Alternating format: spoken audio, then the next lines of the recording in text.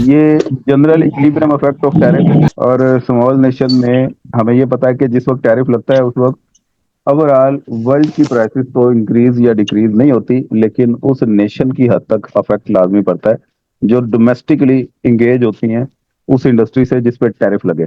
उनकी प्राइसेस पे फर्क पड़ता है, लेकिन ओवरऑल उस नेशन पे भी फर्क नहीं पड़ता। क्यों फर्क नहीं पड़ता? क्योंकि गवर्नमेंट सब्सिडाइज कर देती है दूसरे प्रोजेक्ट में, वेलफेयर इंक्रीज कर देती है वगैरह वगैरह।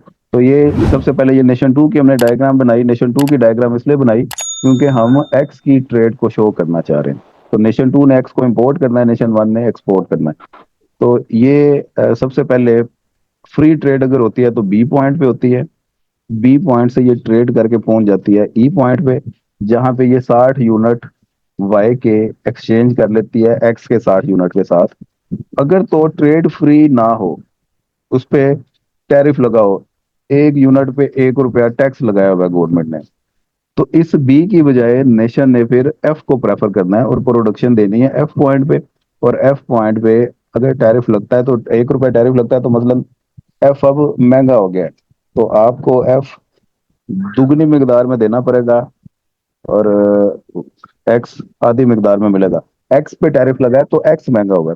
तो टर्म ऑफ ट्रेड आपकी पहुंच जाती है टू पे, और यहाँ पे आप फिर एफ पॉइंट से ट्रेड करके जाते हैं इस एच पॉइंट पे। इस एच पॉइंट पे आप 30 यूनिट वाई के एक्सपोर्ट करते हैं, उसके बदले में 15 यूनिट एक्स के आपको मिल जाते हैं, क्योंकि एक्स आधी मिकदार में मिलना होता है।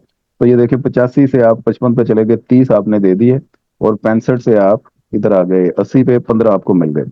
तो ये तो थी फौरी तौर पे टैरिफ का इम्पैक्ट जो उस डोमेस्टिक इंडस्ट्री पे आया जो एक्स और वाई के शोबे के साथ मुंसलिक थी। लेकिन अगर गवर्नमेंट वापस सब्सिडाइज कर दे, वही $15 जो गवर्नमेंट को रेवेन्यू हासिल हुआ वो वाम को वापस दे दे, तो इक्विलिब्रियम एच से शिफ्ट हो जाएगा एच डैश पे, जहाँ पे 15 का नेट इजाफा आपको नजर आएगा। 80 से अब एक्स पहुंच गया 95 पे, जहाँ पे ये दो डैश लाइनें एक दूसरे को इंटरसेक्ट कर रही होती हैं। तो यहाँ पे दो तरह की टर्म ऑफ ट्रेड के कॉन्सेप्ट हैं, एक सॉलिड लाइन में उसने बनाया हुआ है, एक डैश लाइन में। सॉलिड लाइन ये वाला जो टैरिफ के बाद डोमेस्टिक इंडस्ट्री को फौरी तौर पे असरअंदाज करता है। एक ये वाला जो टैरिफ के बाद डोमेस्टिक इंडस्ट्री को, ओवरऑल नेशन को इन्फ्लुएंस नहीं करता, उसकी टर्म ऑफ ट्रेड को इन्फ्लुएंस नहीं करता। सब्सिडी के बाद ये आगे को शिफ्ट हो जाती है लाइन पी एफ, और इसे आप कंपेयर करें तो इस चक्कर में नया इंटरसेक्शन जो एच डैश पर, ये बड़ी डिटेल में किया था, वो हो ही नहीं सकती आगे। स्टोल्पर सिमुल्सन थ्योरम।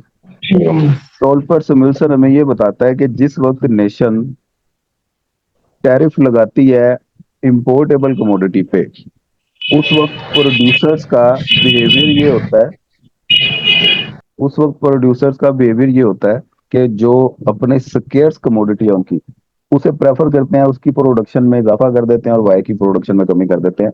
लाइक बी और एफ को आप कंपेयर करें, बी फ्री ट्रेड पॉइंट था जिसमें वाई ज्यादा मान रहा था एक्स कम।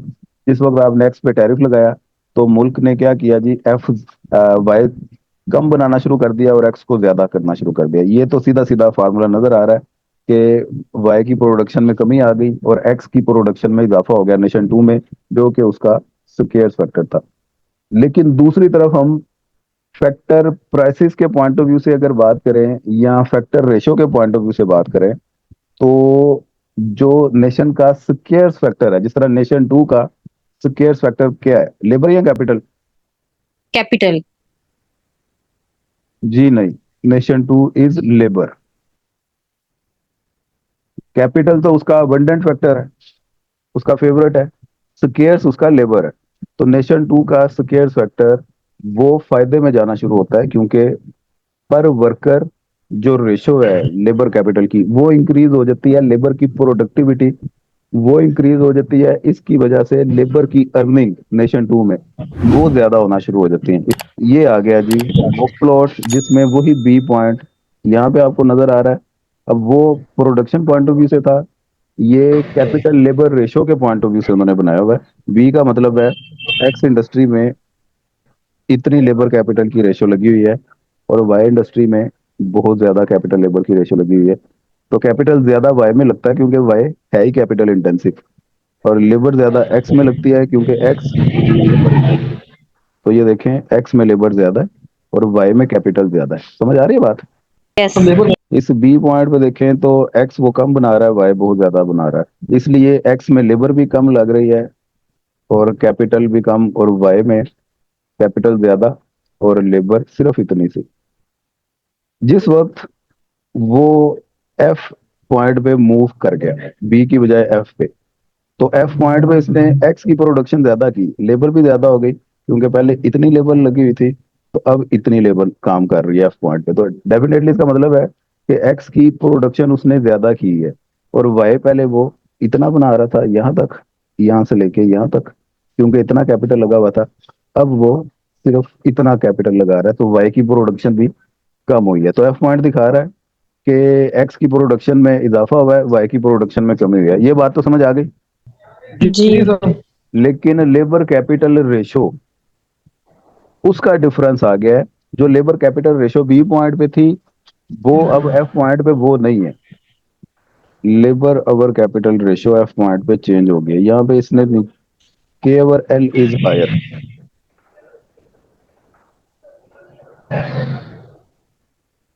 एट तो के ओवर एल से क्या मतलब है? ये लेबर कैपिटल रेशियो जो है।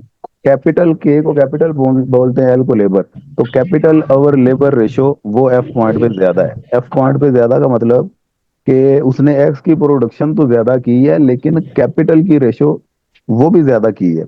तो कैपिटल की रेशो उसने वो लेबर के मुकाबले में ज्यादा तेज रखी है, लेबर की रेशो उसने कम तेज रखी है, जिसकी वजह से के ओवर एल वो इंक्रीज कर गया। के ओवर एल इंक्रीज करने का मतलब ये हुआ कि उसकी per unit labour productivity labour की इंक्रीज कर गई है। कैपिटल ज्यादा हो गया, लेबर कम हो गई। मसलन आप ये यूं समझ लें कि 10 मशीनें हैं, उसको इस्तेमाल करने के लिए 5 लेबर है आपके पास, तो हर लेबर के हिस्से में 2 मशीनें आई। पहले एक लेबर के हिस्से में एक ही मशीन आ रही थी, तो जब 2 2 मशीनें आ गई हर लेबर के हिस्से में, तो लेबर की प्रोडक्टिविटी ज्यादा हो गई। जहाँ पे वो पहले कम पोटेंशियल से काम कर रहा था, अब वो ज्यादा पोटेंशियल से काम करेगा। समझ लग रही है बात? प्रोडक्शन ज्यादा हो जाएगी उसकी। हाँ, उसके काम करने की एनर्जी ज्यादा होगी और काम ज्यादा होगा, जिसकी वजह से लेबर की अर्निंग वो ज्यादा हो जाएगी। ठीक अब है। ये लार्ज नेशन में इम्पैक्ट क्या आता है टैरिफ लगने के बाद? अगर तो नेशन टैरिफ लगा दे तो ये तो बात कंफर्म है कि लार्ज नेशन उसका ओवरऑल वर्ल्ड मार्केट पे इतना इन्फ्लुएंस होता है कि वर्ल्ड प्राइस लेवल चेंज कर देती है वो। तो जब भी लार्ज नेशन में टैरिफ लगता है उसकी अपने मुल्क की प्राइसेस भी चेंज होती हैं, टर्म ऑफ ट्रेड चेंज होती है और वर्ल्ड प्राइस भी चेंज हो जाती है। तो यहाँ पे इसको जनरल इक्विलिब्रियम की मदद से हमने दिखाना है। पहला पॉइंट टैरिफ लगने से पहले वो ई का पॉइंट है सीधा साधा, जिसमें 60 यूनिट इंपोर्ट और 60 एक्सपोर्ट करता है नेशन, और ई पॉइंट पे पहुंच जाता है। तो ये इंपोर्ट एक्सपोर्ट को के पेयर दिखाता है ऑफर कर। ऑफर कर बनी हुई है, एक तरफ एक्स है और एक तरफ वाई है। तो एक्स के कितने इंपोर्ट किए कितने एक्सपोर्ट किए ये ई पॉइंट ने बता दिया। 60 60 का इंटरसेक्शन ही है ना, देखे जरा ध्यान से आंखें खोल के। यस। अगर तो अभी टैरिफ अभी तक लगा ही नहीं है, इसलिए price world price equal to 1 है। 1 का मतलब है 60 देंगे 60 ही मिलेंगे, इसलिए यहाँ पे इंपोर्ट एक्सपोर्ट भी 60 60 की थी, बैलेंस्ड ट्रेड जिसे कहते हैं। अब नेशन टू जो कि साइज में लार्ज है, उसने एक्स पे लगा दिया टैक्स। एक्स उसने करना है इंपोर्ट, इंपोर्टेबल कमोडिटी पे लग गया टैक्स, जिसकी वजह से ओवरऑल मार्केट प्राइसेस वो हो जाएंगी डिस्टर्ब, और नई जो प्राइस लाइन वर्ल्ड की बनेगी वो 0.8 बनी। 0.8 का मतलब वर्ल्ड प्राइसेस डिटोरिएट हो गई। समझे बात? यस। और वर्ल्ड प्राइसेस तो डिटोरिएट होंगी, जिसकी वजह से वर्ल्ड के पॉइंट ऑफ व्यू से इक्विलिब्रियम इस पॉइंट पे बनता है। लेकिन उस नेशन की जो अपनी डोमेस्टिक इंडस्ट्री है एक्स और वाई की कमोडिटीज के साथ जो इंगेज है, उसकी टर्म ऑफ ट्रेड इंप्रूव होगी, वो 1.6 पे चली जाएगी। ये देखें पी डी लिखा हुआ है, डोमेस्टिक प्राइस वो इंप्रूव हो गई, ये यहाँ पे चली गई, तो ये 1.6 पे चली गई। इसको उल्टा दें ये 0.8 बनता है। तो उल्टा क्यों दें? क्योंकि यहाँ पे हम P Y over P X के पॉइंट ऑफ व्यू से बात कर रहे हैं। ये 1/1.6 है, इसको P X over P Y कहेंगे तो ये 0.8 बन जाएगा। तो ये डोमेस्टिकली उसका इक्विलिब्रियम इस डी पॉइंट पे है उस इंडस्ट्री का, और ओवरऑल इक्विलिब्रियम इस ई पॉइंट पे है। इस ई पॉइंट पे अगर हम कंपैरिजन करें तो नेशन टू की जो ऑफर कर्व है, फ्री ट्रेड में ये थी, टैरिफ लगने के बाद वो ऑफर कर्व नीचे को शिफ्ट हो गई है, ये इक्विलिब्रियम ई पे आ गया है, जहां पे उसके पास इसके सिर्फ 50 और इसके 40 रह गए। फ्री ट्रेड में इसके 60, इसके 60 थे। तो सिर्फ कहना क्या चाहते हो भाई? कहना सिर्फ ये चाहता है कि जब कभी भी टैरिफ लगता है तो उससे वेलफेयर रिड्यूस हो जाती है, क्योंकि टैरिफ लगने से वॉल्यूम ऑफ ट्रेड डिक्लाइन कर देता है। तो वॉल्यूम ऑफ ट्रेड देखें, जहाँ पे पहले 60 का था, वो एक्स के पॉइंट ऑफ व्यू से 50 का रह गया, और इधर से 40 का रह गया। तो वॉल्यूम ऑफ ट्रेड डिक्रीज हो गया। टर्म ऑफ ट्रेड, उसका क्या इम्पैक्ट आता है डोमेस्टिकली और वर्ल्ड वाइड, ये दोनों आपने इस डायग्राम में दिखाना है। इसमें कोई दिक्कत है तो बता दें।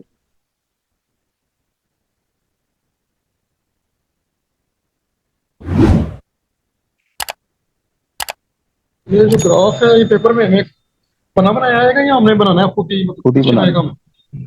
वो पूछेगा effect of tariff in large country. हाँ, तो आपने ऊपर उसका कोई डेफिनेशन लिख के नीचे ये डायग्राम बनानी। इसमें सर ये जो इफेक्ट ऑफ टैरिफ होगा तो इसमें ट्रेड वॉल्यूम कम हो जाएगा, ट्रेड वॉल्यूम कम होता है हमेशा।